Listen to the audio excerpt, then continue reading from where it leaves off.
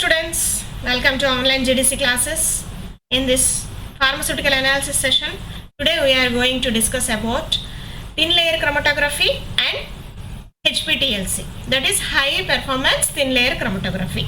So how we are going to correlate this TLC and HPTLC, how these two techniques are going to be useful for our pharmaceutical analysis, okay, and other applications also we are going to see in this today's session. So let's go into the slides now. Coming to the introduction of this chromatography, which is actually a physical method of separation in which the components to be separated are distributed between two phases. That is, one of which is stationary phase and another one is mobile phase, right? So the stationary phase is immobile while the other, that is the mobile phase, moves in a definite direction. We know that. And what is TLC here? TLC is one of the simplest, fastest, easiest and least expensive of several chromatography techniques, which is used in the qualitative as well as quantitative analysis to separate the organic compounds and to test the purity of the compounds. Okay, not only for the quality of the compounds, quantitatively also this TLC is going to be helpful for us, and in order to separate the organic compounds and to test the purity of the compounds also, this TLC will be very useful to us. And TLC is a form of liquid chromatography which consists of mobile phase, that is nothing but a developing solvent, and a stationary phase. Stationary phase in TLC means what? A plate or strip which is coated with a form of silica gel. Okay, in silica gel also different grades will be available, and on the plates we are going to take either glass plates or aluminum plates, and mostly glass plates are preferred. On that we are going to prepare the stationary phase. Okay, so that is made up of silica gel, actually the stationary phase, and the analysis is performed on a flat surface under atmospheric pressure at room temperature. Okay, so that's why it is very easy to perform. Coming to the principle of the TLC, it is based on the principle of adsorption chromatography or partition chromatography. So both also can take place, either adsorption or partition, or a combination of the both also it is going to take place depending on the adsorbent and its treatment and nature of the solvents. Whatever the type of solvents we are going to use, that is also depends on it. And the components with more affinity towards the stationary phase travel slower. Components with less affinity towards the stationary phase travels faster. So that's what it is happening, the principle in this TLC. If you see in TLC, a solid phase, that is adsorbent, is coated onto a solid support. First of all, a solid support is going to be there which contains thin sheet of the glass, plastic or aluminium, okay, as a thin layer about 0.25 mm thickness will be there. Okay, 250 microns maximum, that is. And in many cases, a small amount of the binder such as plaster of Paris is mixed with the adsorbent to facilitate the coating. Okay, very many cases we are going to use that in order to only binding capacity. And the mixture whatever which is there in your sample, that is A and B, if both are there, then to be separated, if the mixture contains A and B like two compounds, then it is dissolved in a solvent and the resulting solution is spotted onto the thin layer plate near the bottom. Okay, so one plate has to be prepared first. Near the bottom we have to draw a line, then we have to spot on that. So a solvent or mixture of solvents called the elutant is allowed to flow up the plate by the capillary action. We need to put that plate in the TLC chamber, thereby in the upward direction we are going to allow the mobile phase to travel by the capillary action of the pores present in the stationary phase. Okay, so at all times the solid will absorb a certain fraction of each component and of the mixture, and the remainder will be in the solution. Okay, so any one molecule will spend part of the time sitting still on the adsorbent. Sometimes the mixture containing so many compounds, any one molecule will spend more time, and with the remainder moving up the plate along with the solvent. Okay, that means the affinity towards the stationary phase is going to be different for different compounds. So a substance that is strongly adsorbed, say let us say if it contains A and B, if A sample is there, will have a greater fraction of its molecules adsorbed at any one time, and thus any one molecule of A will spend more time sitting still and less time moving, and vice versa it is going to happen. Okay, So not all the compounds are going to have affinity towards the stationary phase in the same way. Different compounds will have different affinities. So based on that, they are going to leave the stationary phase. Okay, some compounds are going to travel along with the mobile phase. Thereby we are going to see the separation of the compounds on the TLC plates. Coming to what are the different terms which are coming across in this TLC, that is normal phase, reverse phase, resolution, RF value. Okay, generally normal phase means what? Unmodified stationary phase where polar solutes interact strongly and run slowly. Whereas what is reverse phase? Modified stationary phase where polar solvents run fast, that is in the reverse order. Okay, resolution means what? The degree of separation of different solutes, and this resolution can be improved by using long stationary phase, longer. Okay, that means lengthy stationary phase. And finally fine particles, okay, stationary phase, so that the elution will be slow and we can see the maximum resolution of the compounds. And in TLC maximum we are going to observe the RF value. So what is this RF? Retention factor or retardation factor, anyone we can call it as. How we are going to calculate that? Distance traveled by solute divided by distance traveled by solvent. This ratio is fixed to a particular compound. If you are going to spot a reference sample and unknown sample, then against the reference you are going to calculate the RF value for this also. If both are coming as same RF value, you can say that the compounds are equal in nature. Same type of the compound you have observed there. Okay. Coming to factors affecting this RF value, what might be the factors? First one, nature of the adsorbent material, that means what is the nature of the adsorbent we have used for the stationary phase, and mobile phase solvents, thickness of the layer. We told that it should not be more than 250 microns. So thickness also should not be more than that. And temperature of the experiment, equilibrium of the plates along with the mobile phase, and loading. Sample loading is also very important. It should not cover the maximum area.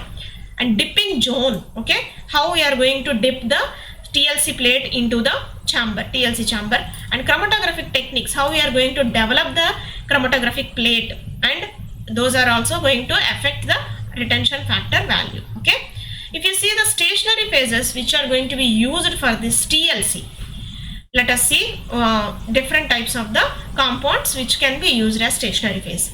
Finely divided powder, first of all.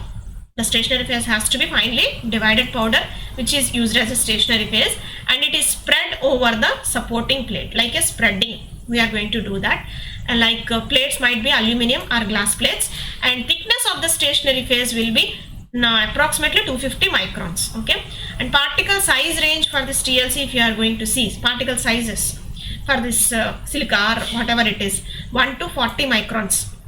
Different particle sizes are also available, and available size of this prepared plates 20 by 20 centimeter, 20 by 10, 20 by 5, 10 by 10, like this 4 types of the different dimensions are available for the TLC plates. Okay, now in this table if you see different materials which are going to be used as stationary phase and what are the uses of this. If you use the silica gel, it is the most widely used adsorbent material. Surface of the silica gel is generally acidic in nature. Okay, SiO2. And alumina, if you observe, the active groups on this surface of chromatography alumina are hydroxyl groups and oxide ions and aluminium cation groups. Okay, and diatomaceous earth, which is also called as kieselguhr, it is containing chemical composition of oven dried diatomaceous earth is 80 to 90% silica only it is containing, with 2 to 4% of alumina and 0.5 to 2% of the iron oxide. Okay, and coming to the magnesium silicate, it is used for especially for the separation of the sugar compounds, and cellulose, if you take, separating hydrophilic substances like amino acids and sugars, and charcoal, specific property absorbing strongly aromatic substances. And if you are going to use the starch and talc as stationary phase to analyze the food materials. Okay, and cerium as stationary phase is helpful for separation of some of the cations, and titanium silicate, which is going to be used for separation of the some of the metal anions. Okay, so all these are the different types of the stationary phase materials. We can use it in the TLC. Coming to the mobile phase, a mixture of an organic solvent and water with the addition of an acid base or complexing agent. Okay, but it contains an organic solvent and water. Sometimes it may contain an acid base or complexing agent to optimize the solubility of the components of a mixture can be used. Okay. Coming to preparation, how we are going to prepare the TLC plate?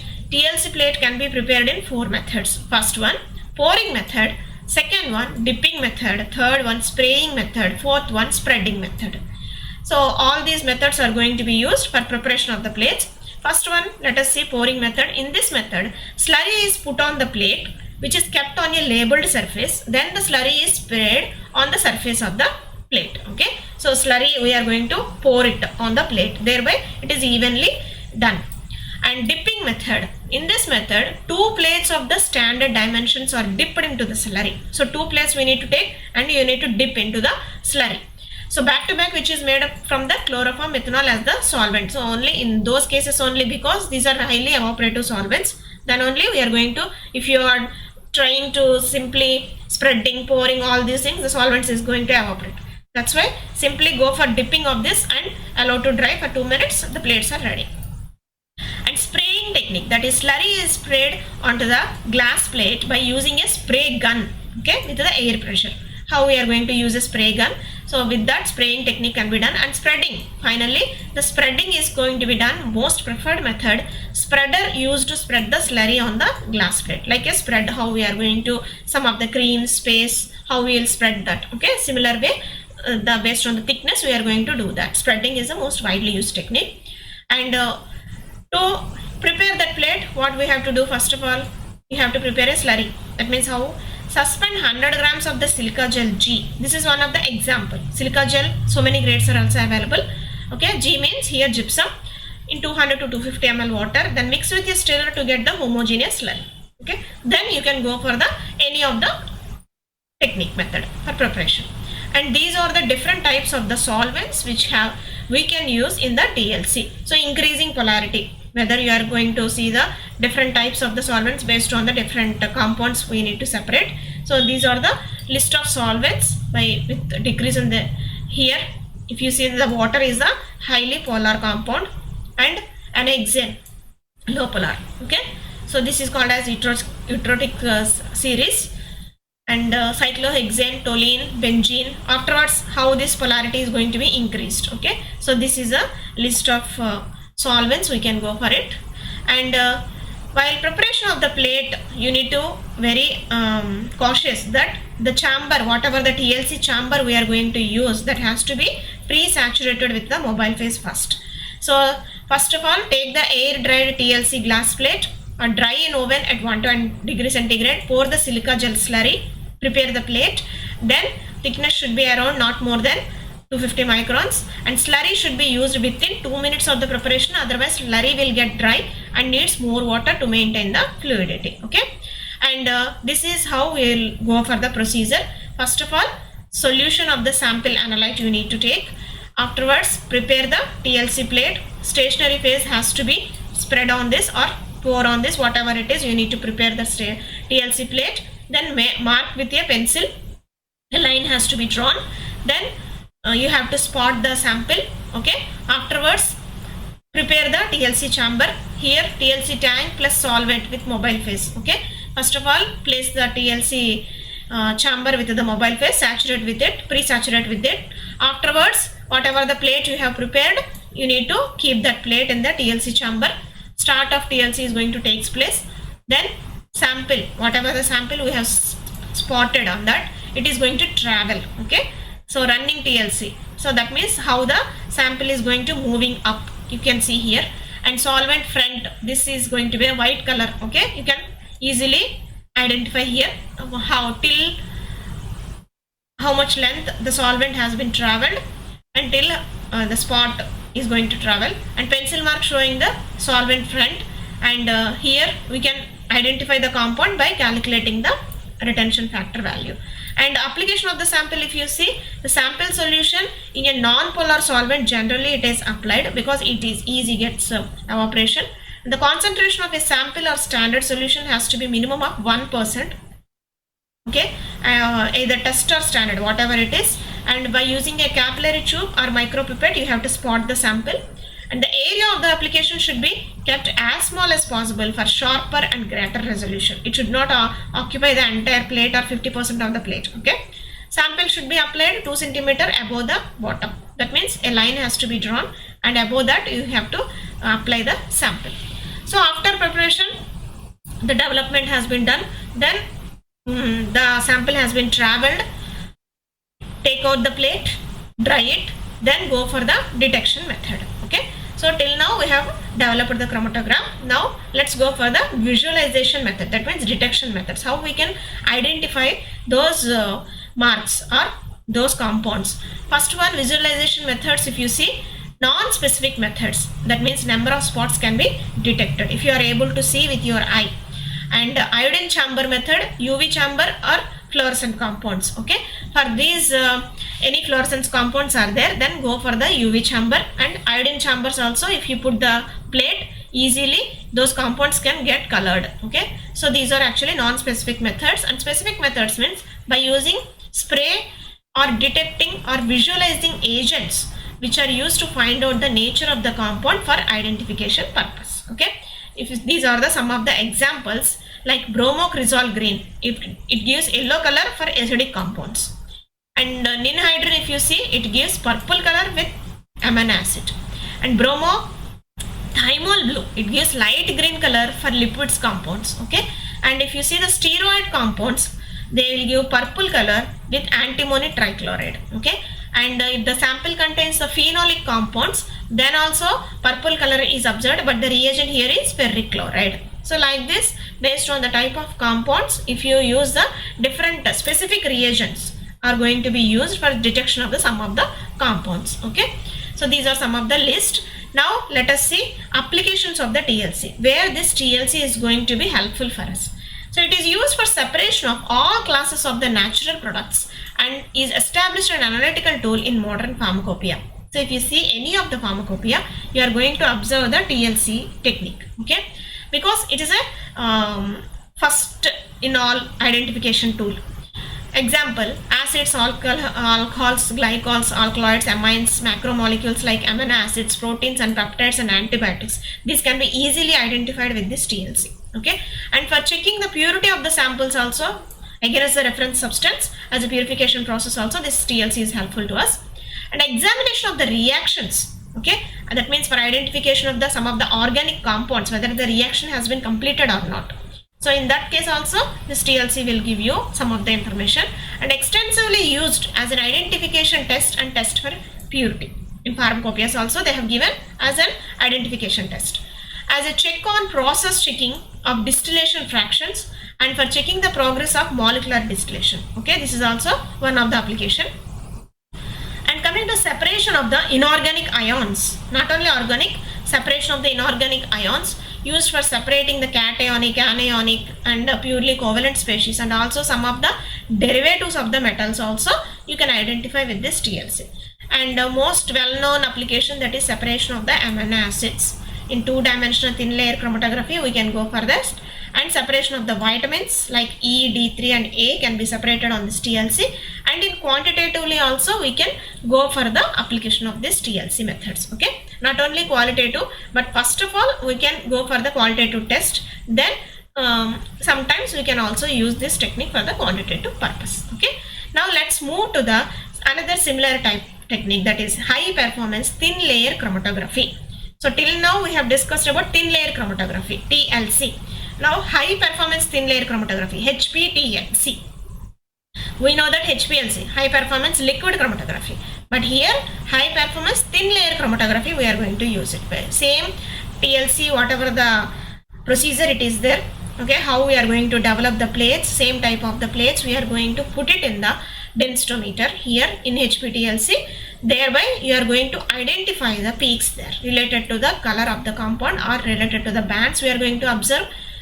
We can easily identify the major compounds, and we can easily quantitatively estimate those compounds also.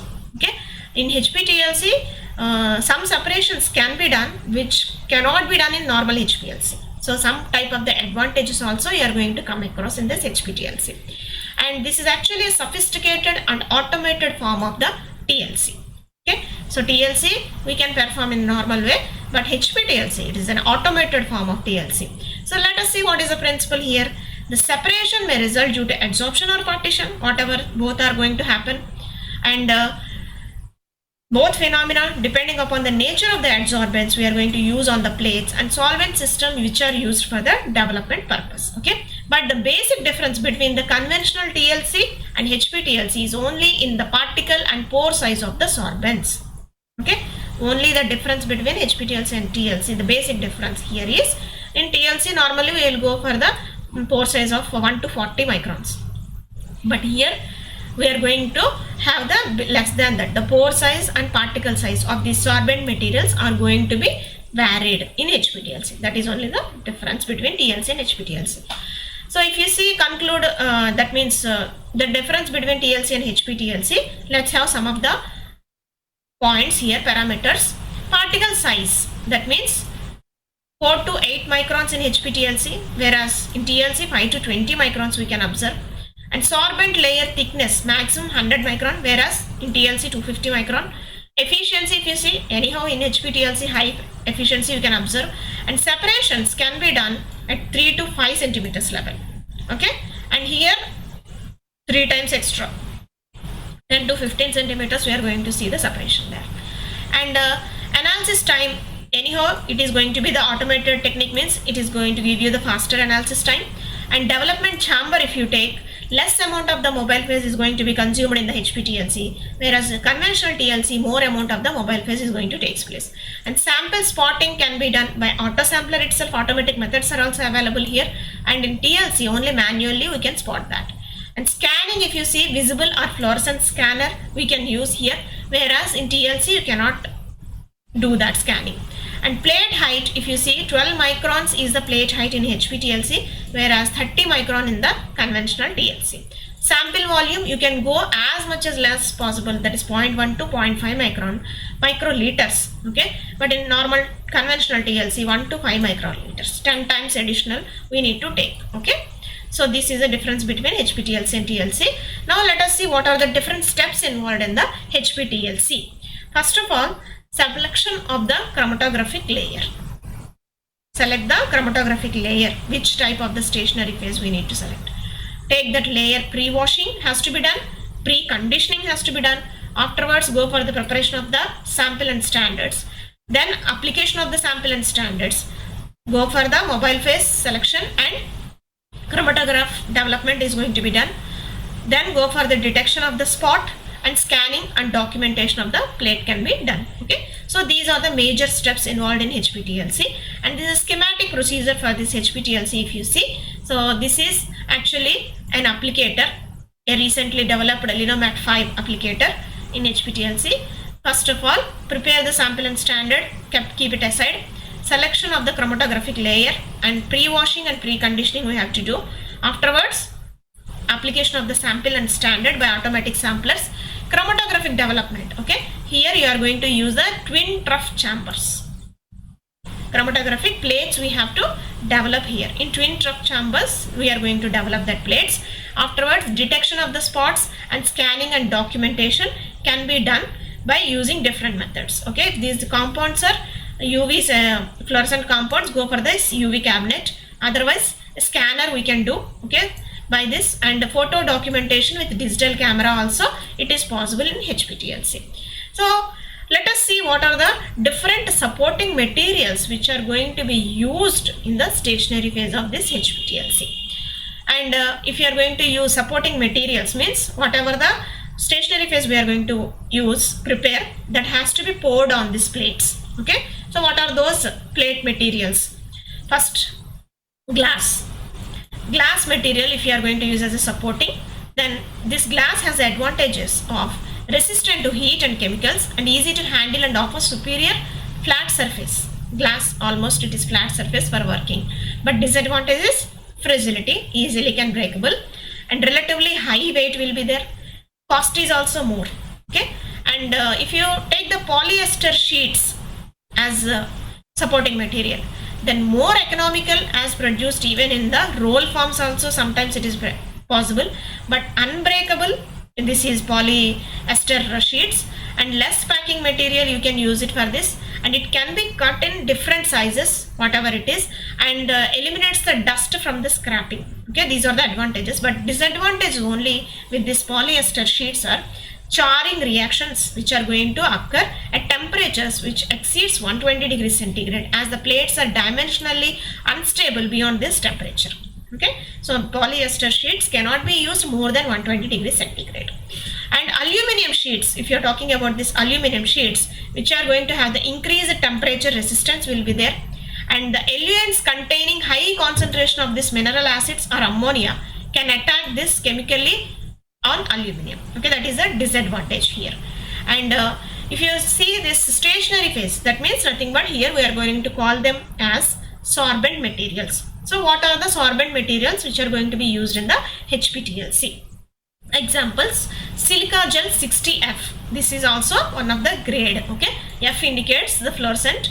And applications, if you take analysis of the 80% of the drugs can be done. That means by using this silica gel 60F. Second supporting stationary phase, that is aluminum oxide, majorly for the basic substances, alkaloids and steroids, we will prefer this. And third stationary phase, cellulose, which is microcrystalline cellulose, amino acids, peptides, sugars and other liable compounds which cannot be chromatographed on the active layers of the silica gel, we will go for this. Okay, and silica gel chemically modified, that means amino group which is attached to the silica gel, or cyano group attached to the silica gel.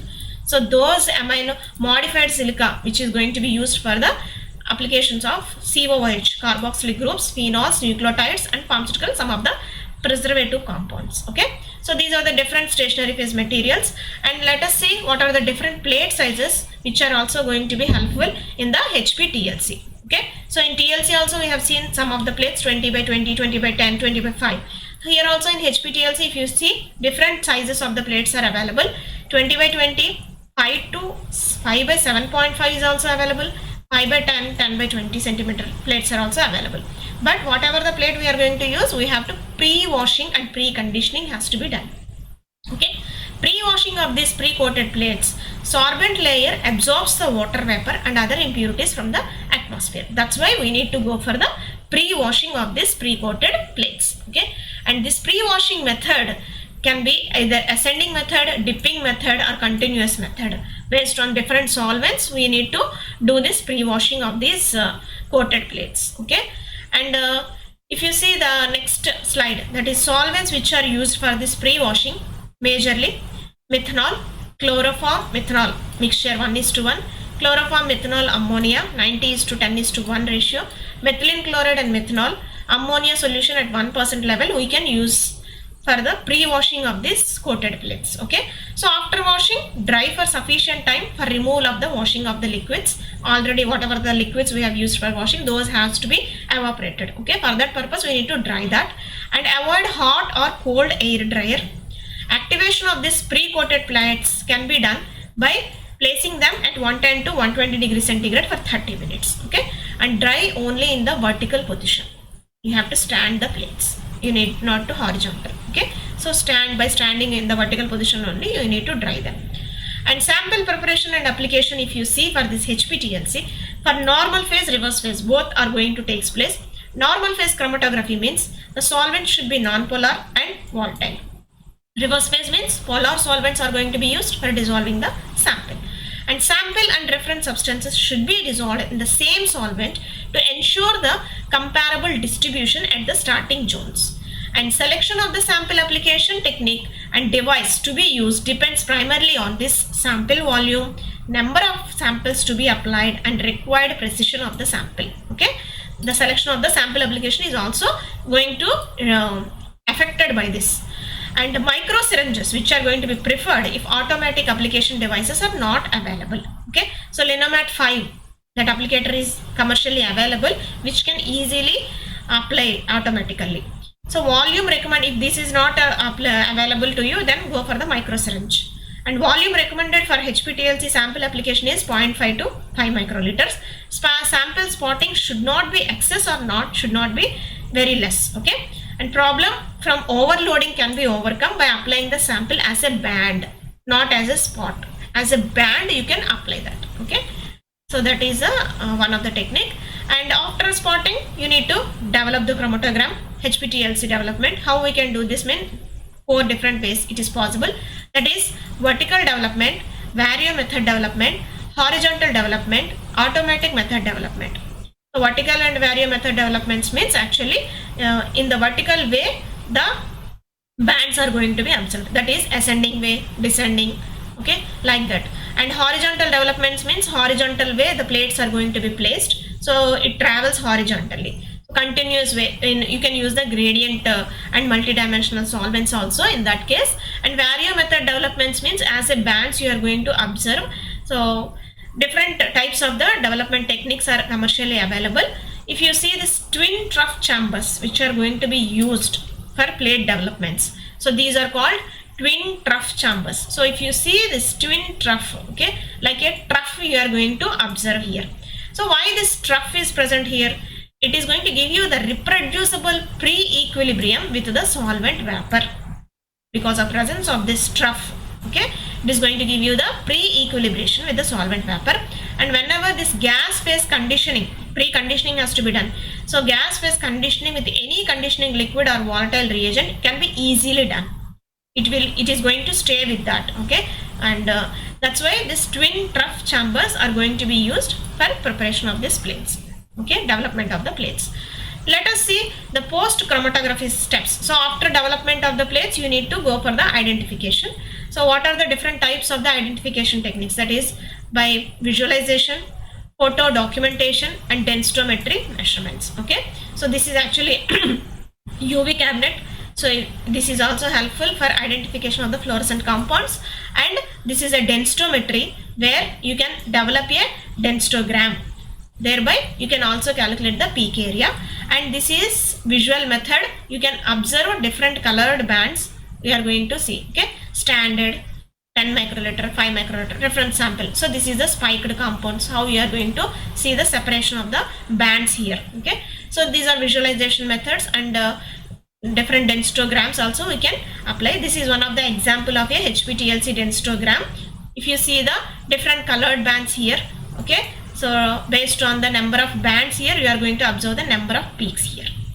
So area under the peak is going to be taken, and peak area based on the against the concentration it can be calculated. And quantitatively also you can use this HPTLC.